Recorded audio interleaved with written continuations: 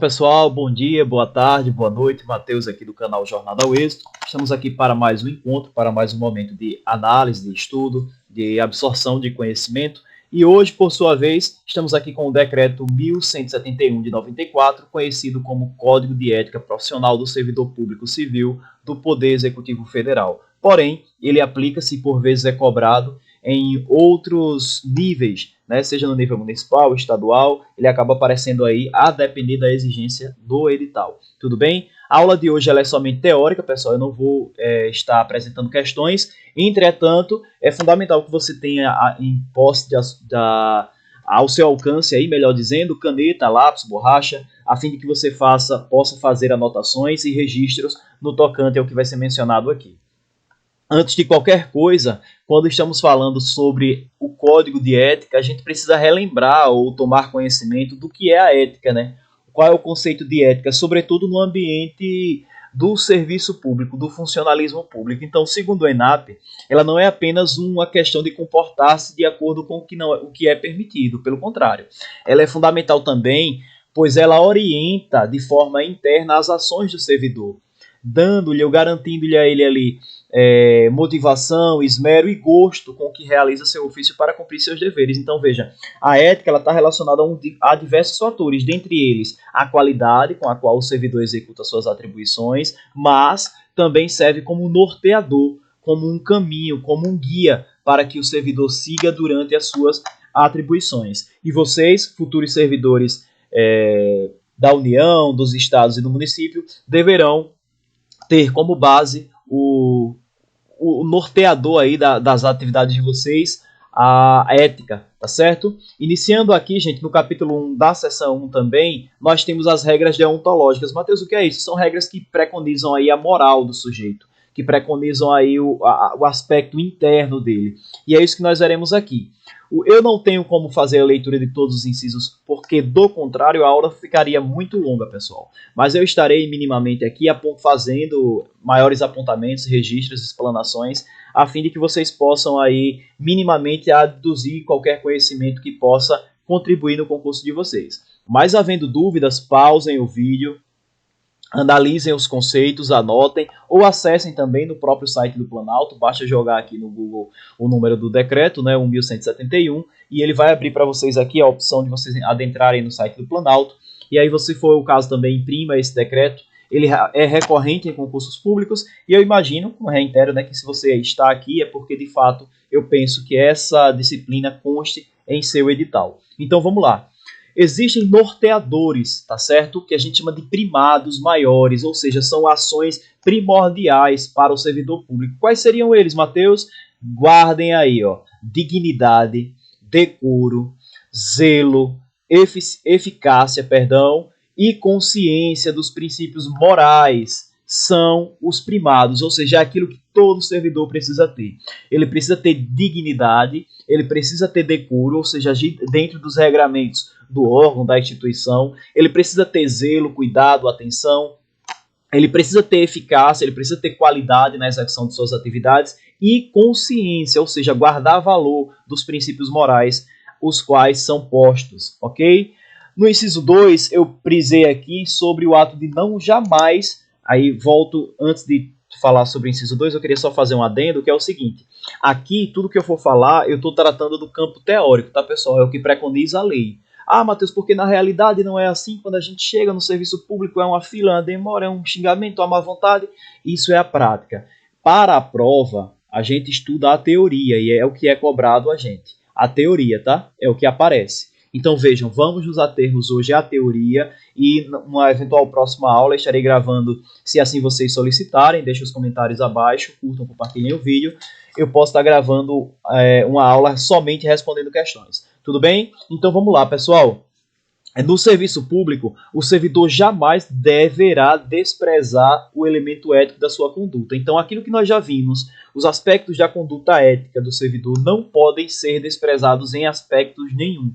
Tá certo? É o que preconiza aqui as regras deontológicas no inciso 2. A moralidade da administração pública, ela não se limita à distinção entre o bem e o mal. Então, que ela deve ser acrescida também da ideia do bem comum. Não é apenas aquela ideia superficial, por assim dizer, entre bem e o mal, não é certo ou errado, não, não. Ela está relacionada com o objetivo de que seja atendido o bem comum, tá certo? Garantindo o equilíbrio entre legalidade, finalidade, conduta do servidor, que poderá consolidar a moralidade do ato administrativo. Isso aqui eu posso estar mencionando em aula específica do direito administrativo, mas cabe aí a reflexão. Repito que não vou ter como ler todos os incisos, somente os campos marcados, para que a aula fique um pouco mais dinâmica, tá certo?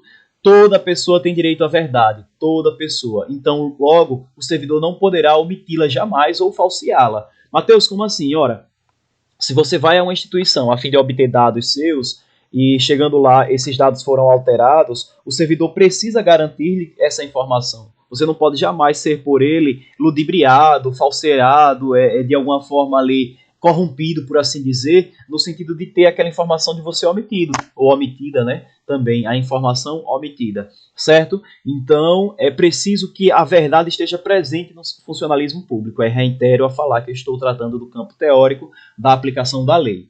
Vejam, pessoal, a cortesia, a boa vontade, o cuidado e o tempo dedicado aos serviços públicos caracterizam o esforço pela disciplina. É exatamente o que um servidor público precisa preconizar. É preciso ter disciplina na execução do seu labor, a fim de que ele não perca com o tempo o cuidado, o zelo, a atenção, que são tão importantes aí no funcionalismo público.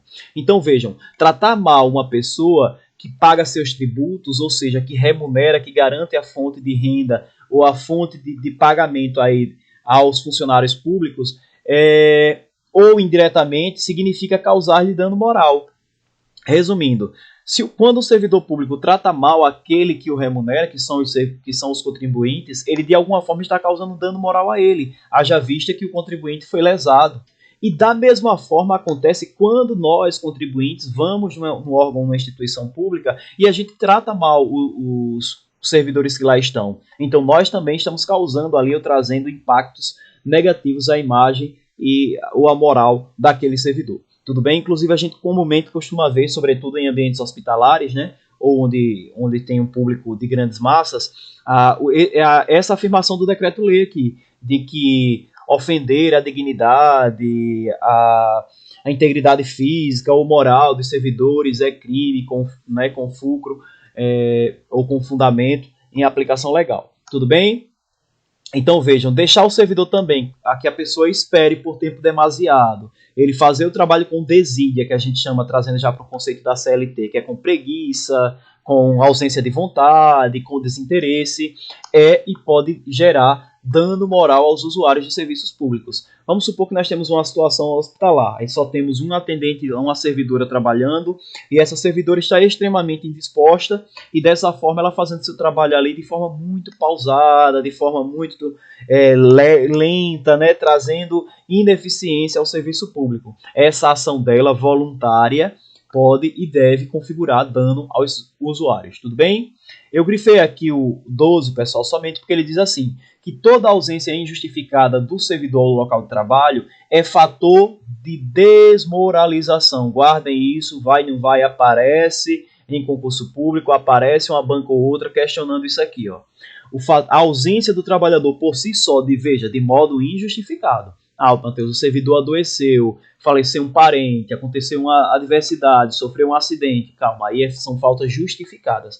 A gente precisa entender que aqui o legislador trouxe para a gente a figura da ausência injustificada. Essa é fator de desmoralização para o serviço público. Por si só, ela já condiz ali a desordem nas relações humanas, tudo bem? Caminhando aqui, pessoal, a gente entra na seção 2 e aí nós vamos ver, vejam, recorrente demais em concurso público, que seriam os princípios e deveres do servidor público. Eu grifei alguns verbos aqui que requerem mais atenção da gente, mas todas essas alíneas aqui do inciso 14 são fundamentais. São deveres. Mateus, o que é um dever? É uma obrigação. É algo posto, é algo que não é facultativo a gente, é a escolha de vou fazer ou não vou fazer. Não, é dever.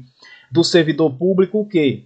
Deveres fundamentais, ou seja, além de ser um dever ou uma obrigação, é fundamental que ele desempenhe a tempo as atribuições do cargo, que ele exerça as atribuições com rapidez, perfeição e rendimento, que ele seja probo, ou seja, que ele haja dentro da legalidade, que ele haja dentro do caráter, que ele demonstre ter integridade, tá certo? Que ele jamais retarde qualquer prestação de contas, inclusive isso aqui é recorrente demais também em concurso público, que ele trate cuidadosamente os usuários. Olha aqui, isso aqui a gente pode e deve exigir, tá, pessoal? Nós devemos ser tratados com cuidado, com respeito, da mesma maneira que precisamos tratar também os nossos próximos.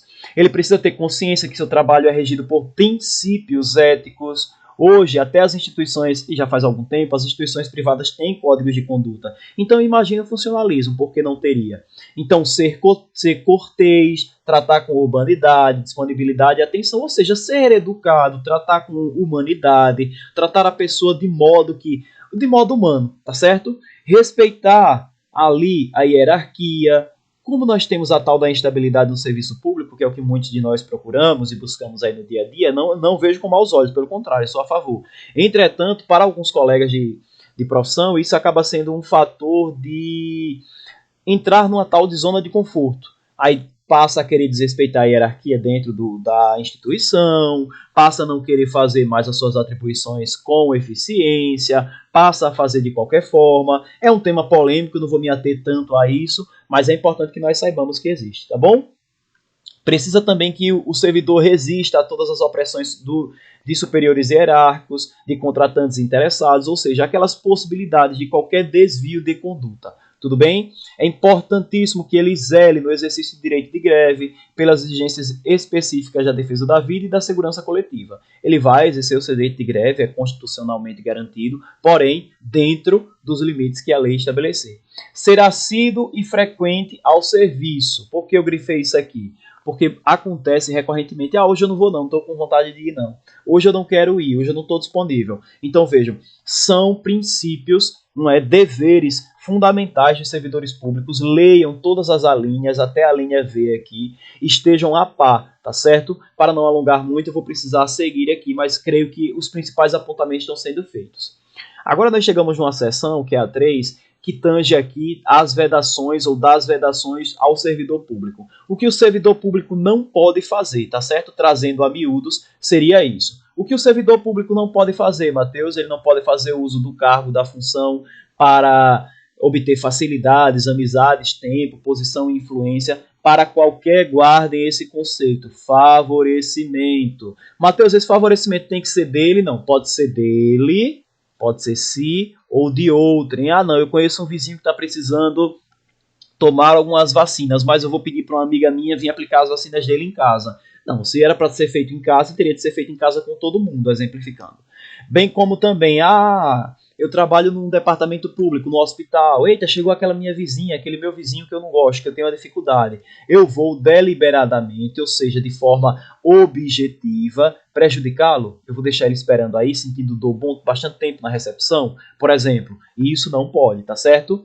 Ser, em função do seu espírito de solidariedade, conveniente com erro ou infração penal. Infração do Código de Ética ou profissional. Você diz assim, não, eu sou solidário, eu gosto de trabalhar em equipe, eu gosto de respeitar o próximo e por isso eu vou passar a mão em cima do erro de fulano ou de beltrano. Não pode, não podemos utilizar desse artifício, tá certo?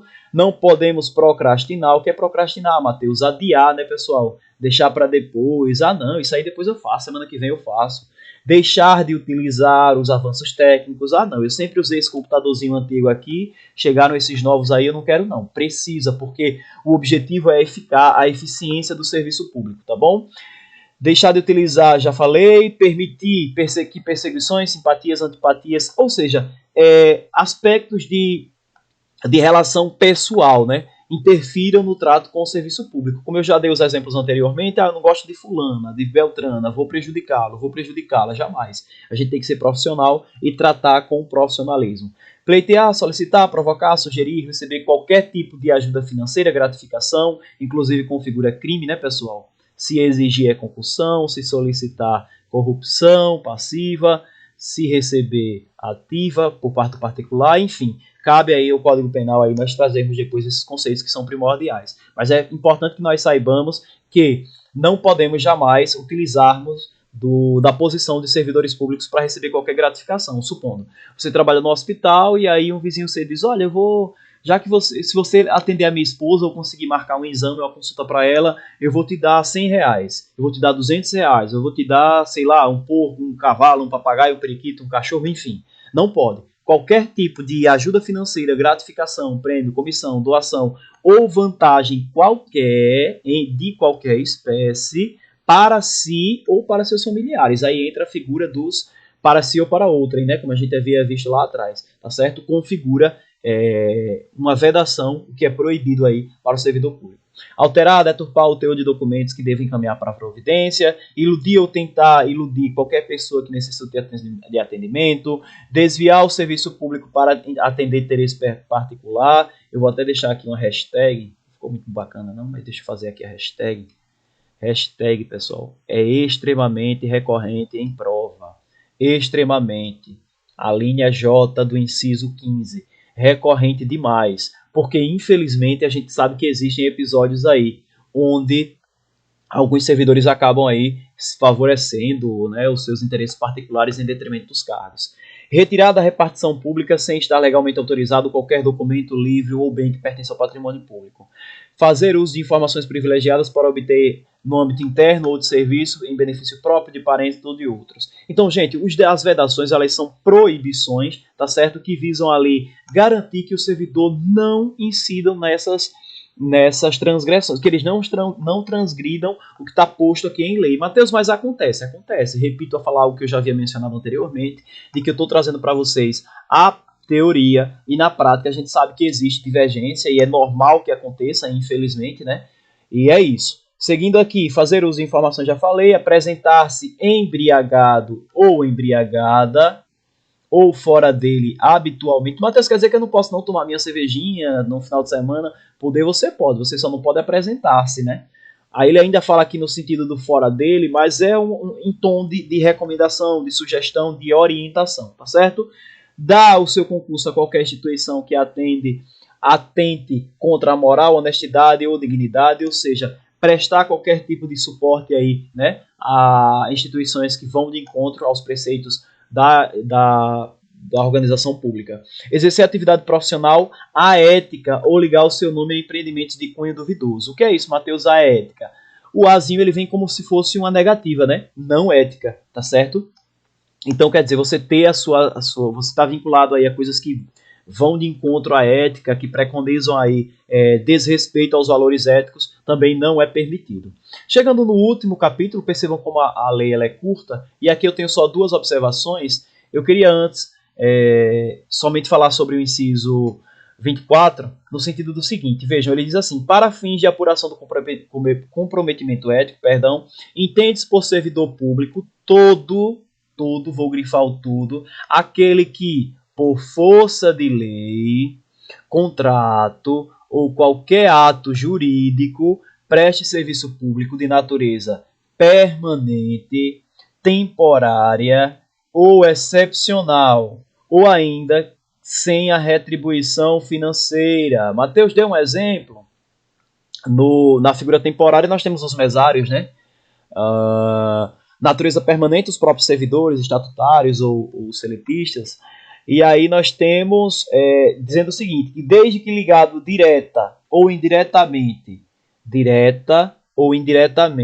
a qualquer órgão do poder estatal, como autarquias, fundações públicas, entidades paraestatais, empresas públicas, sociedade de economia mista ou qualquer outro setor que prevaleça o Estado, estarão suscetíveis à aplicação ou à consideração dos preceitos trazidos nessa lei. Por que você está preconizando isso, Matheus? Porque acontece muito, sobretudo quando a gente fala desse decreto, de ele alegar assim, não, terceiro que presta serviço ao Estado, ao serviço público, não responde, ou não precisa guardar proteção aos valores éticos, não precisa obedecer o que preconiza o decreto 1171, por exemplo, tá? Então, só para a gente entender. E para fechar aqui, eu trouxe para vocês as comissões de éticas, né? Que elas são órgãos das entidades de administração pública direta e indireta, Aí eu trouxe para vocês os conceitos. A direta, gente, são as entidades e órgãos do governo e compreende a União, Estados, DF, incluam o DF aí, não queiram excluir o DF, e os municípios. Já a administração indireta, elas são as chamadas entidades criadas pela administração direta, ou seja, a indireta ela está diretamente relacionada, inclusive chega a ser redundante, à administração direta, tá? Mas a direta é fácil da gente saber, porque ela será sempre a União, os estados, o DF e o município, tá bom? E os órgãos ou entidades a eles relacionados. Já as indiretas são mais fáceis, inclusive elas foram até citadas aqui embaixo, ó. Eu repeti aqui, ó. Eu mencionei aqui autarquias e fundações públicas, mas elas estão postas aqui, ó.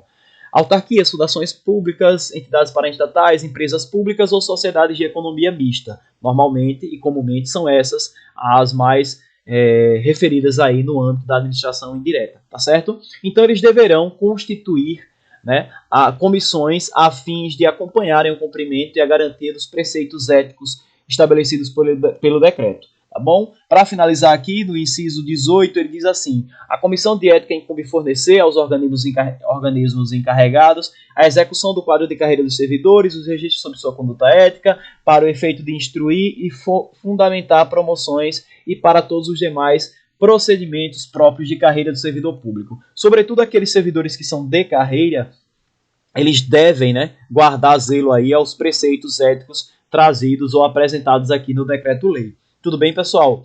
São explanações breves, mas é um decreto que, assim, eu particularmente não tenho visto tanto material disponível e eu achei por bem trazer para vocês aí essa reflexão. Mas é fundamental que nós façamos a leitura deste material que está posto, certo? Minuciosamente, até porque ele é curto, em 30 minutos no máximo você lê completamente o decreto, tá? E outra coisa, trarei vídeos respondendo algumas questões do decreto para que nós possamos aí nos ambientalizarmos em como esse material é cobrado nos concursos públicos. Tudo bem? Agradeço por vocês terem ficado até aqui. Curtam o vídeo, comentem, compartilhem. Agradeço mais uma vez. Um forte abraço e até o próximo vídeo.